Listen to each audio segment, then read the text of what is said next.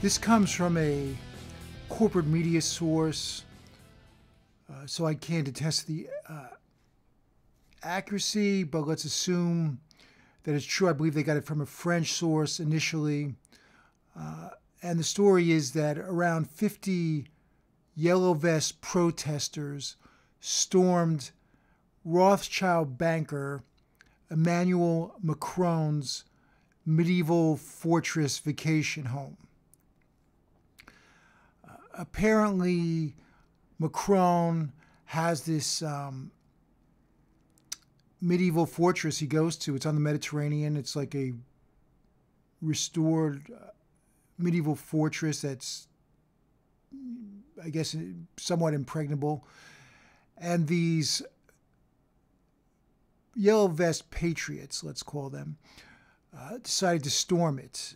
They were quickly shut down by the cops.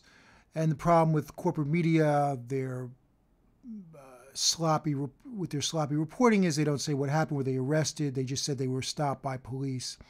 Whether they were just driven out or they actually were arrested, it doesn't say.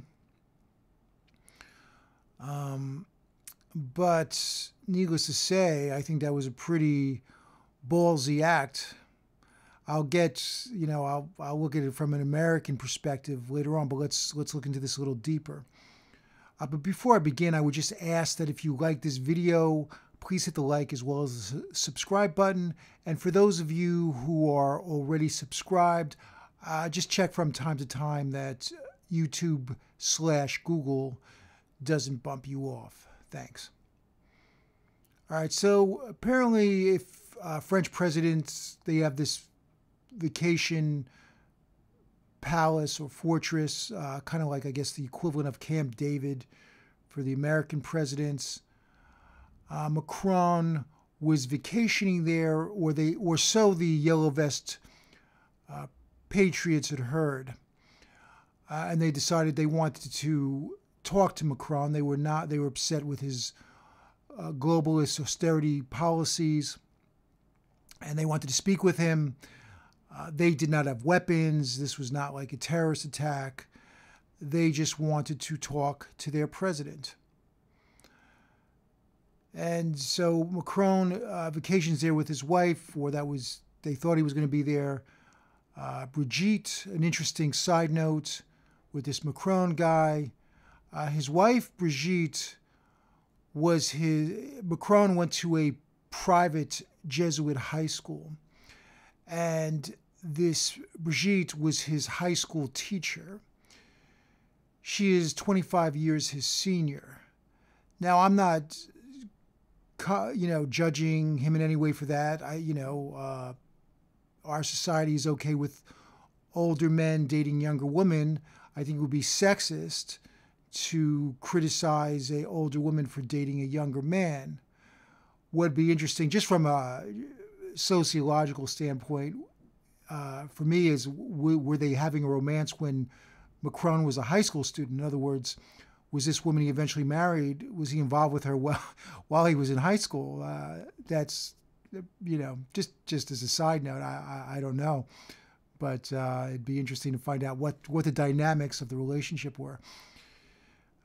In any event, so Macron, these guys try and, enter his vacation fortress. They were shut down. And so the mayor of this area, the fortress was called, it is the medieval fortress of Bregancon. I'm sorry if my French is a little off. And the mayor of the community had an interesting statement. He said, this is French Mayor François Arizi, Sacre Bleu. All right, so this is the French mayors of that whatever province or town that falls under. He says, it's madness for people who want more democracy. They should start by respecting other people's property. All right, so he's saying the French patriots want more democracy. They need to respect other people's property. Well, first of all, if it's a fortress, a vacation fortress used by French presidents, it's really the people's property. But let's put that aside. Respect other people's property. What about the citizens' property? While Macron, just like Obama did, he is funneling the middle class, the wealth, the treasure, the tax money of the middle class, the working class French people to the 1%. What about privatizing everything, taking away what is the people's, giving it to corporations? What about giving away the people's property? Nobody seems to care about that when the French people or the American people are turned into feudal servants, when their blood and treasure, whether it's for these Middle East wars, are given over to the 1%. Nobody ever comments on that. And what about the French taxpayer money that went to the NATO mission in Libya? There was a French oil company along with a British oil company who wanted to steal Libya's oil reserves. What about that money, which the French people got no benefit from, by the way? What about when the French people's tax money is used to create a police surveillance state and keep them in Orwellian slavery? What about the people's property in regards to that? Private property only comes into effect when they're talking about what they consider theirs. And the problem is, a Rothschild banker like Macron thinks the entire planet is his private property, just like the other globalists and corporatists. They think this is their air, their water, their planet, and we are neo-feudal serfs who are at their beck and call, who are at their mercy. So I have some problems when a politician starts talking about private property. What exactly does he mean? I'd like to, all right, so the French, I should say, for those of you who are not familiar with the Yellow Vest protesters, these are French patriots. These are regular, working, middle-class French people. These are truck drivers, doctors, factory workers, school teachers, who have risen up, who have formed a protest movement, who have taken to the streets against Rothschild banker Macron's austerity plan to globalize and steal their sovereign nation state from them. They are protesting his looting of their treasury, of privatizing their healthcare system and all their benefits, of trying to turn them into gerbils on a wheel or hamsters on a wheel like has been done in the United States. They are not having that. And these French patriots have balls of steel.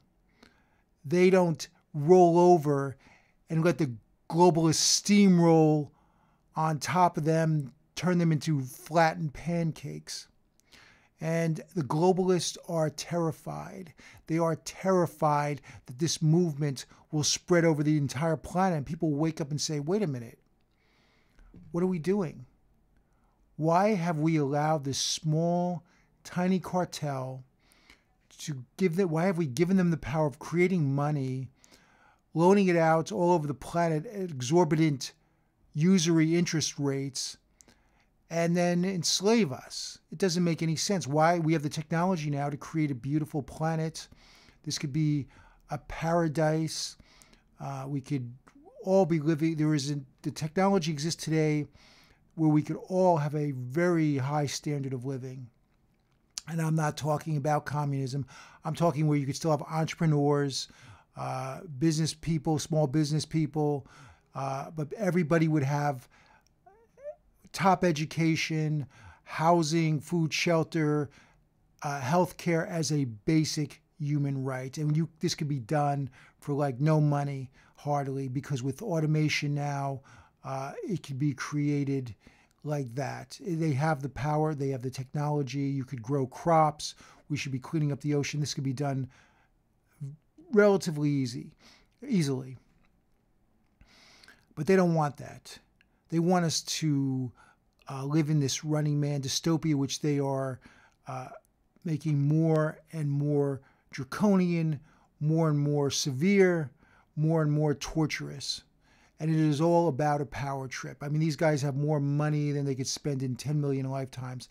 This is about subjugating human beings and turning them into factory farm animals. Now, what would happen if they tried to replicate that French storming of the medieval, Macron's medieval vacation fortress, which, by the way, reminds me of the storming of the Bastille during the French Revolution, when the French people stormed the prison of the French nobility, the court of Versailles, where they were sticking prisoners and political prisoners, And what would happen if people stormed like the president's, the White House? If that happened here in the United States, they would be machine gunned down by the Secret Service. I mean, they would really be shut down. They would be tried. They would be sent away for life as some kind of terrorist. They could be put in some kind of Guantanamo Bay torture, black ops sites, or maybe given life imprisonment in a high security place like Pelican Bay. So I would not encourage anybody to do that here. In France, they may be a little bit more lenient, but I do not advocate doing that in the United States. I am for using your First Assembly rights, which is the right of the people to protest. The people have a right to assembly that is in the Constitution, and I believe that the people of the United States should come together. We should put aside our petty differences, whatever your label, whatever your tribal group, whatever you want to classify yourself under. Do you want to live under a corporate dictatorship? Do you want to be driven into poverty? Do you want to be a slave with your civil liberties taken away from you?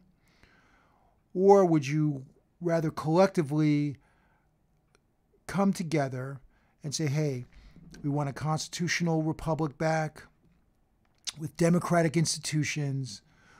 We do not want the bankers getting all the wealth. We do not want to live like impoverished animals. And we want to say how our government runs. We want to, this might be going a little further, but we need to also save the environment. We need to clean up the oceans, and we need to move away from fossil fuels, this Koch brothers fracking that is destroying all the underground water systems, poisoning them, and causing us to fight these Middle East wars. And then maybe we could move on to a much higher civilization. What the French are doing, these yellow vest protesters, is astounding. The corporate media is trying to, sweep this under the rug.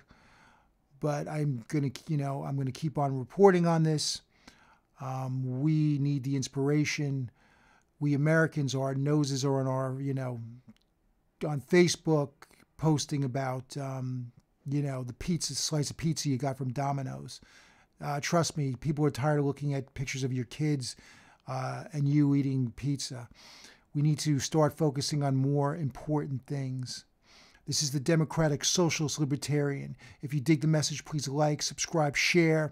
Feel free to sound off in the comments section. For more information, go to demsolib.com, Twitter, Instagram, @demsolib. Thanks for listening.